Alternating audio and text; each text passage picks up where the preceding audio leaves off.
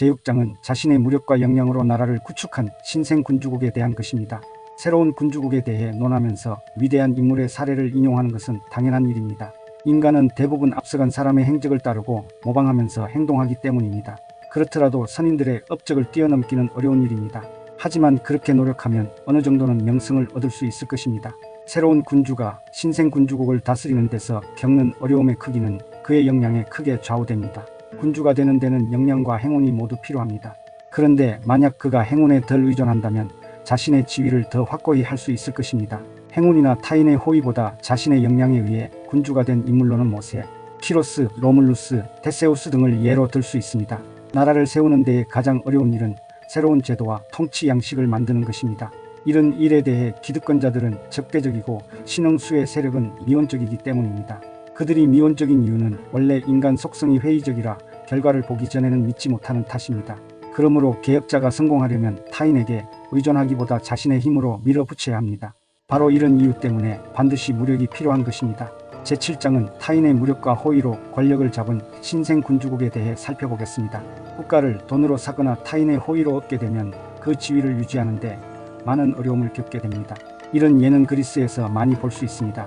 다른 사례로는 일개 시민이 군대를 매수하여 황제의 지위에 오른 경우를 들 수 있습니다.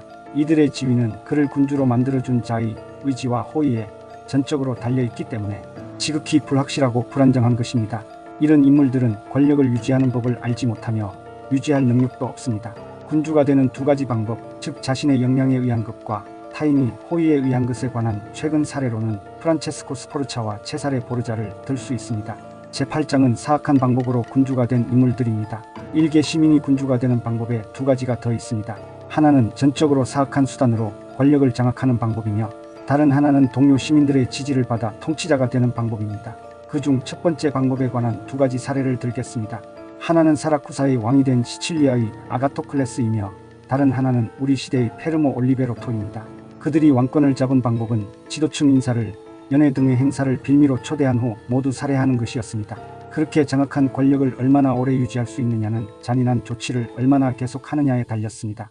잔인함이 단 한 번에 그치고 이후에는 시민들을 유익하게 한다면 잘한 것입니다. 만약 모든 일을 저지른 다음에도 잔인함을 멈추지 않는다면 그는 자신의 권력을 유지할 수 없습니다. 아가토클레스가 오래 권력을 유지하고 올리베로토는 1년 만에 권력을 잃고 교살당한 것으로 알 수 있습니다. 제9장에서는 시민형 군주국에 관해 말씀드리겠습니다. 이는 일개 시민이 동료 시민이나 귀족의 호의에 의해 군주가 되는 시민형 군주국이 되겠습니다. 인민은 귀족에게 지배당하지 않는 것을 원하고 귀족은 인민을 지배하고자 합니다. 이로 인해 초래되는 결과는 세 가지인데 군주정, 공화정 그리고 무정부가 그것입니다. 귀족의 도움으로 군주가 된 사람은 인민의 도움으로 된 사람보다 권력 유지가 훨씬 어렵습니다. 왜냐하면 스스로 군주와 대등하다고 생각하는 사람들이 군주의 주위에 많아서 군주의 명령이 강력하게 먹히지 않기 때문입니다. 이 유형의 군주는 수많은 적대적 인민으로부터 자신을 보호하기 어렵습니다. 그러나 귀족들은 숫자가 적기 때문에 크게 어렵지 않습니다. 그런데 귀족들은 언제든 반역을 할 수 있으므로 늘 감시하고 경계해야 합니다. 이뿐만 아니라 인민의 환심을 사는 데는 귀족의 도움으로 군주가 된 사람이 더 많이 노력해야 합니다. 저의 이런 견해는 인민 위에 서 있는 자는 진흙 위에 서 있는 것과 같다 라는 격언처럼 의심의 여지가 없습니다. 인민의 호의로 군주가 된 사람이 적이나 관리에 의해 궁박한 처지에 몰리게 되면 인민들은 쉽게 반란을 일으키거나 권좌에서 몰아낼 것입니다.